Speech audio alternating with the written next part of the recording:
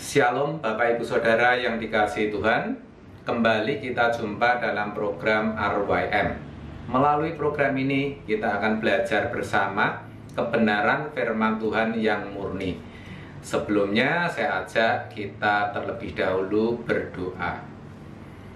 Bapa di surga, sungguh kami bersyukur oleh karena Engkau masih beri kesempatan kepada kami untuk berada bersama dalam program RYM. Kami rindu belajar firman-Mu dengan benar. Oleh sebab itu, ajarlah kami ya Bapa. Berbicaralah melalui anak-Mu ini. Berkati kami dengan hikmat-Mu sehingga kami boleh mengerti. Berikan kami kesanggupan untuk menghidupi. Urapilah kami semua dan berbicaralah. Kami siap untuk menyambut firman-Mu di dalam nama Yesus. Amin, amin, amin. Shalom Bapak Ibu Saudara yang dikasihi Tuhan.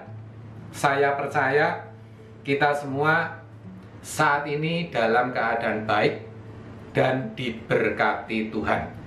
Tentu sebagai orang percaya, sebagai orang Kristen, kita sering mendengar kalimat hadirat Allah atau hadirat Tuhan. Bahkan barangkali kita juga pernah atau sering mengucapkan kata-kata atau kalimat hadirat Allah.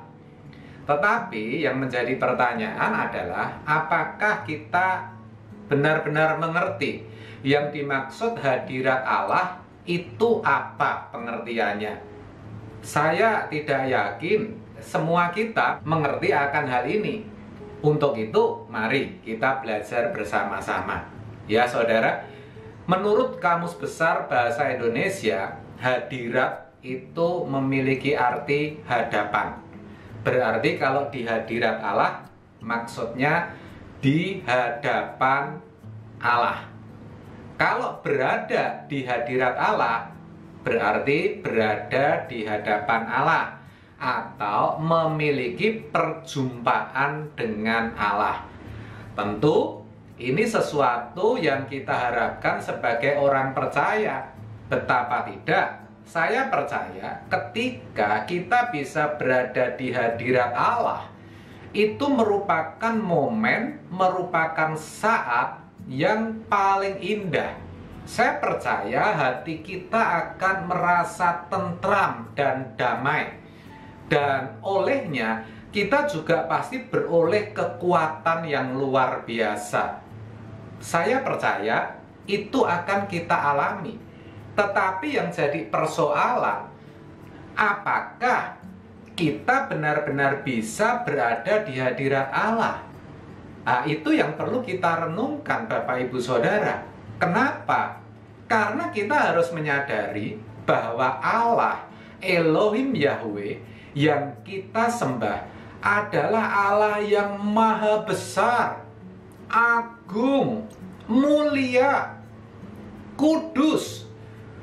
Dan kalau kita berada di hadapannya, kita berjumpa dengan Dia, saya tidak yakin kita akan kuat.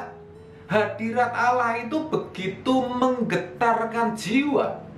Saudara, itulah sebabnya tentunya tidak semua orang itu bisa berada di hadirat Allah.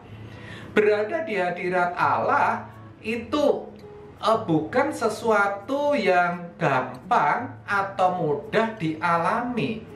Nah, yang mengherankan seringkali dikesankan bahwa ketika kita di gereja, ketika kita berdoa, ketika kita memuji atau menyembah Allah, ketika pemimpin pujian WL mengatakan rasakan hadirat Allah, sepertinya hadirat Allah itu bisa dialami oleh setiap jemaat yang hadir pada waktu itu. Tetapi sejatinya tidak demikian. Ya, seperti saya katakan tadi, Allah itu besar, Allah itu agung dan dahsyat.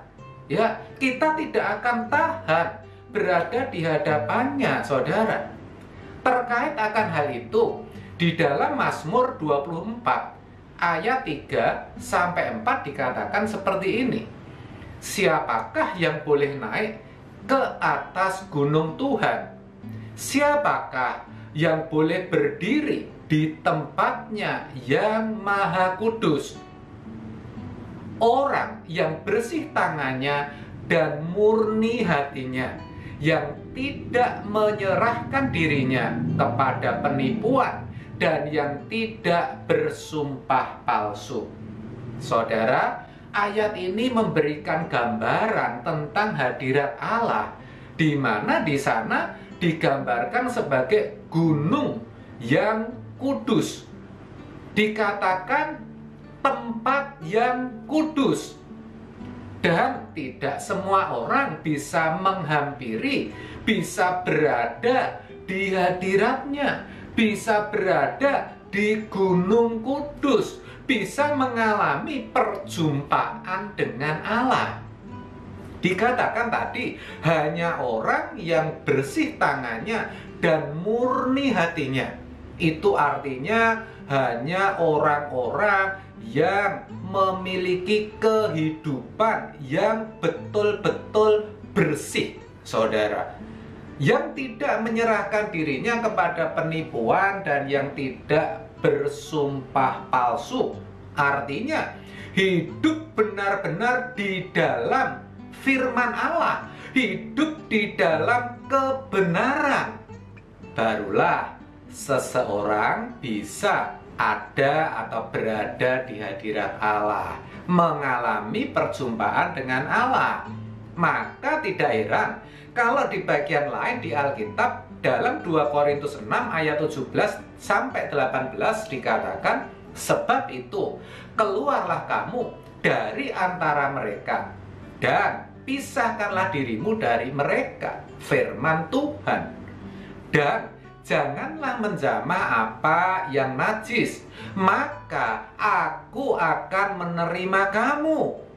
Dengan kata lain, kamu akan kuizinkan ada di hadapanku, mengalami perjumpaan dengan aku, dan aku akan menjadi bapamu, dan kamu menjadi anak-anakku laki-laki dan anak-anakku perempuan.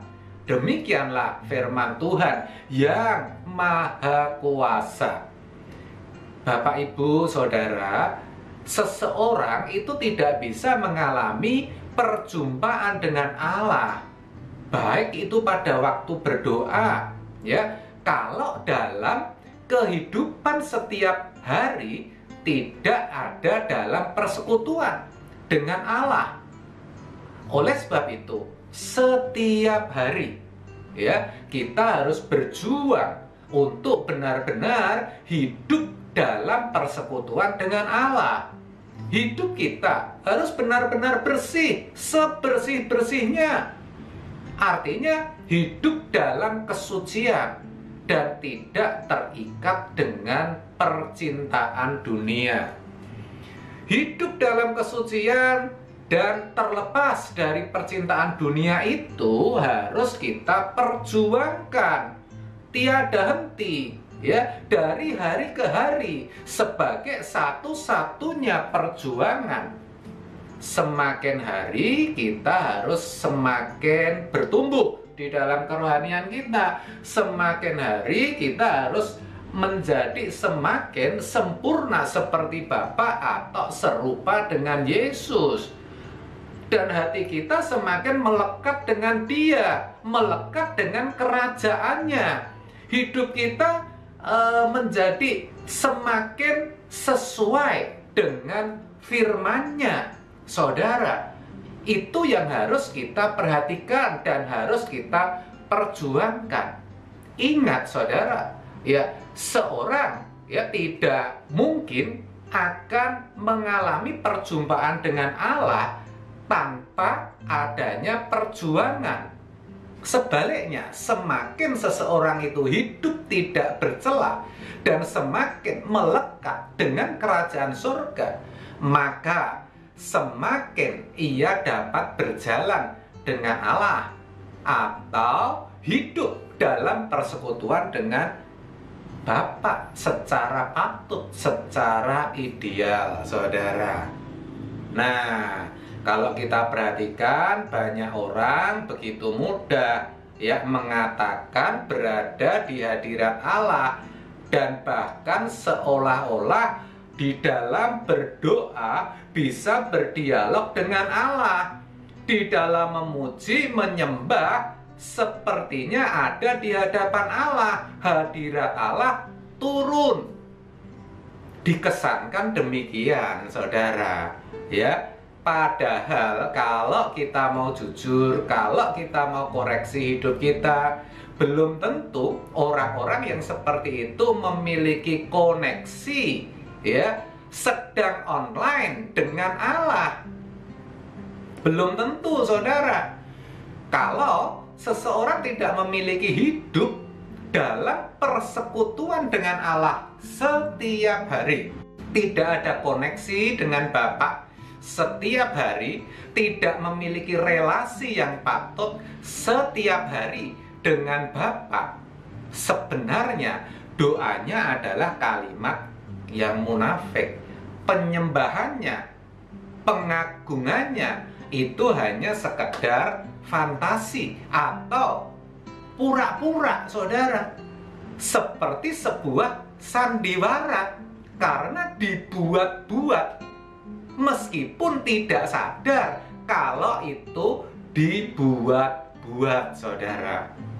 Nah, ini harus kita waspadai, Bapak Ibu Saudara. Karena apa? Karena hal ini sering terjadi di dalam kehidupan kita, baik kita sebagai jemaat, sebagai aktivis, atau sebagai hamba Tuhan yang berdiri di balik mimbar. Seringkali kita tidak sadar, bahkan saya sebagai hamba Tuhan, sebagai pembicara, ya, dan barangkali juga para pemimpin gereja, ya, seringkali mengalami hal yang demikian, seakan-akan kita ada di hadirat Allah, memiliki perjumpaan dengan Allah, ya, padahal sejatinya ya kita tidak memiliki relasi yang patut. Kalau setiap harinya kita tidak hidup di dalam persekutuan dengan Dia, kita tidak berjalan bersama Dia, kita tidak memiliki koneksi dengan Dia, tidak mungkin ketika kita berada di gereja, ketika kita berdoa, ketika kita menyanyi atau menyembah, sekonyong-konyong hadirat Tuhan itu hadir. Karena berada di hadirat Tuhan itu bukan sesuatu yang mistis. Nah, kenapa hal itu bisa terjadi? Khususnya kepada pelayan-pelayan Tuhan, bahkan hamba-hamba Tuhan. Nah, harus diakui, mereka memang membangun hidup kekristenan dari pendidikan formal di sekolah teologi atau di seminari. Tetapi belum tentu memiliki perjumpaan yang konkret, perjumpaan yang nyata dengan Allah setiap harinya, saudara.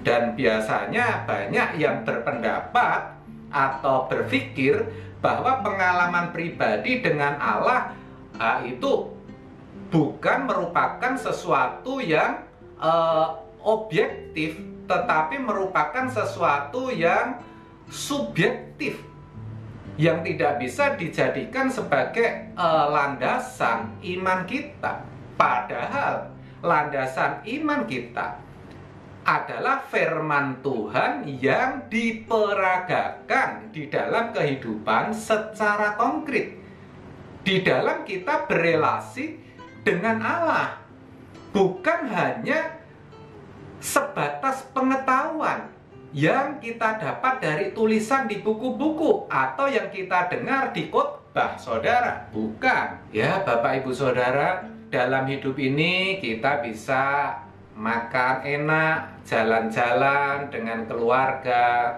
ya, menikmati pemandangan alam dan lain-lain. Tetapi kita tidak boleh terpengaruh, kita tidak boleh terikat oleh semuanya itu. Ya, kita menjalani hidup ini dengan hati yang takut akan Tuhan dan tetap fokus kepada kehidupan yang akan datang, yaitu langit yang baru dan bumi yang baru. Kehidupan yang benar seperti ini harus terus kita kembangkan, harus terus kita perjuangkan, sehingga membangun hubungan yang harmonis dengan Allah. Kita tidak bisa memiliki hubungan yang harmoni waktu kita berdoa, atau waktu kita menyanyi, memuji Tuhan, atau menyembah, kalau setiap hari kita tidak hidup dengan benar. Kita tidak hidup di dalam kehendaknya. Pada level tertentu, ketika kita makin bertumbuh dewasa rohani, ya, kita akan dapat merasakan perbedaan ketika kita itu hidup dalam persekutuan dengan Allah setiap hari atau tidak, saudara. Melalui apa? Melalui suasana doa yang kita alami, melalui suasana pujian yang kita lantunkan, melalui suasana penyembahan yang kita agungkan. Ya, saudara, kalau kita hidup dalam persekutuan dengan Allah setiap saat, maka suasana doa akan menjadi suasana yang sangat indah, saudara. Tetapi sebaliknya, ketika kita tidak hidup dalam persekutuan dengan Allah, maka suasana doa itu akan terasa hampa, hambar, saudara. Saudara, tentu kita harus menyadari bahwa kalau dulu ketika kita masih kanak-kanak rohani, maksud saya, kita tidak terlalu merasakan perbedaan suasana doa atau pujian atau penyembahan yang dihasilkan dari kehidupan dalam persekutuan dengan Allah dan tidak hidup dalam persekutuan dengan Allah. Sepertinya kita sama saja, saudara. Nah, ketika kita belum dewasa, suasana doa kita itu biasanya sangat ditentukan oleh suasana hati kita. Ketika kita mengalami persoalan yang berat, ketika kita mengalami pergumulan yang hebat, atau sedang menderita sakit yang tidak ada obatnya, maka hati kita itu mudah pecah, saudara. Ya, kita sepertinya mudah untuk menemukan Tuhan, berada di hadirat Allah. Hati kita mudah untuk terangkat. Tetapi pada waktu kita tidak memiliki masalah, hidup kita aman dan nyaman, rasanya doa kita itu hambar, hampa, saudara. Tetapi ketika kita sudah semakin dewasa, ya, kita menyadari bahwa kualitas hidup kita melalui suasana doa, pujian, dan penyembahan yang kita rasakan. Kita bisa benar-benar menyadarinya bahwa kita memiliki kualitas hidup yang berbeda. Kita baik suasananya itu aman, nyaman, atau suasana di dalam tekanan hidup yang berat, kita tetap bisa merasakan hadirat Allah. Kita benar-benar bisa berada di hadirat Allah. Dengan kata lain, hadirat Allah itu benar-benar kita bisa alami. Dan harus kita pahami, kita tidak dapat menarik diri kita ke atas, ke hadirat Allah, kalau tiap hari, ya, hidup kita tidak hidup dalam persekutuan dengan Allah secara patut. Kalau seseorang tidak berjalan dengan Allah, maka sulit, bahkan boleh saya katakan itu mustahil untuk menarik hadirat Allah atau kehadiran Allah pada waktu tertentu, waktu berdoa, waktu kita memuji, waktu kita menyembah dan mengagungkan Dia. Walau Walau, perhatikan, kita memaksa diri menyembah sungguh-sungguh, ya. Bahkan kita berusaha untuk berbahasa roh atau apapun, itu tidak akan bisa menarik hadirat Allah. Kita tidak bisa berada di hadiratnya. Begitu, Bapak Ibu Saudara. Malah yang ada adalah kemunafikan, ya. Tetapi kalau setiap hari kita menarik hidup kita ke atas kepada kerajaan Allah, memiliki persekutuan, keintiman dengan Allah, memiliki koneksi selalu online dengan Allah, maka pada saat kita berdoa, memuji, menyembah, kita pasti bisa menghadirkan hadirat Allah. Kita pasti bisa mengalaminya, Bapak Ibu Saudara. Ya, dan perlu diingat, yang namanya teknik-teknik menyanyi, menyembah Tuhan tidak bisa menarik hadirat Allah pada waktu berdoa, pada waktu menyembah, kalau setiap hari tidak hidup melekat dengan Tuhan. Saudara, oleh sebab itu kita harus membenahi diri kita. Caranya bagaimana, Pak? Ya, ketidaktulusan, kebohongan, kemunafikan, kesombongan terselubung, pikiran yang jorok, ya, memandang lawan jenis yang tidak patut, ya, menghargai barang tertentu, ya, menjadikan barang tertentu itu sesuatu yang sangat kita banggakan. Lalu kebanggaan karena dihormati orang, kebanggaan menjadi pemimpin, ya, kebanggaan karena dipuji. Nah, semuanya itu merupakan hambatan, penghalang, monster-monster kita yang orang lain tidak bisa lihat, hanya kita yang tahu. Maka itu semua harus kita matikan, harus kita tanggalkan, ya. Alkitab mengatakan itu manusia lama. Manusia lama itu harus kita tanggalkan. Artinya jangan dituruti, harus kita matikan. Kualitas hidup kita setiap hari, perhatikan, sangat menentukan kualitas suasana hadirat Allah. Ya, bagi seorang pelayan jemaat, aktivis gereja, persekutuan dengan Allah itu mutlak dan harus. Kenapa? Karena sangat menentukan kemampuannya memimpin.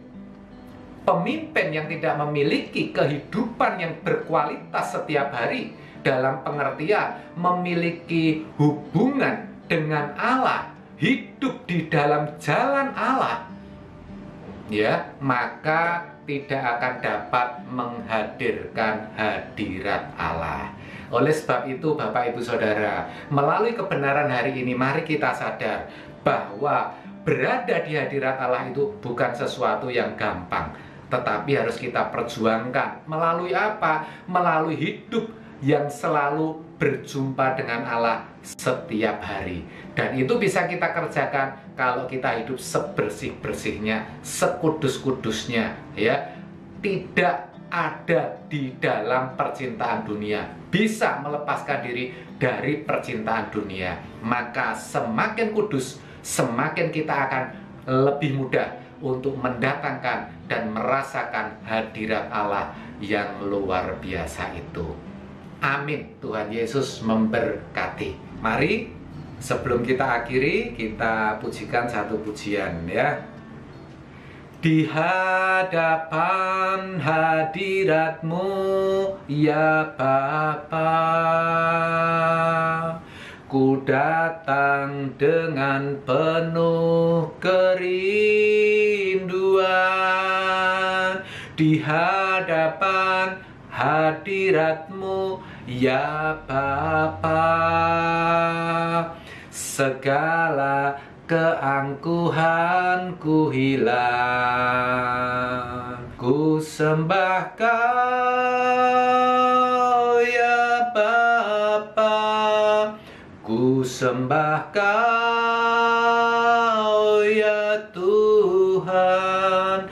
Ku tinggikan namamu Yesus dalam hidupku selalu. Mari kita berdoa. Bapa, kami mengucap syukur oleh kebenaran firman-Mu. Kiranya apa yang sudah kami dengar boleh kami hidupi, sehingga hidup kami semakin hari semakin berkenan di hadapan-Mu. Terima kasih ya Bapa. Sebentar kami berpisah, acara ini berakhir. Kami percaya Engkau menyertai dan memberkati kami semua. Di dalam nama Yesus. Amin, amin, amin. Terima kasih atas kebersamaan kita. Selamat melanjutkan aktivitas. Tuhan Yesus memberkati. Salam 4M dan sampai jumpa.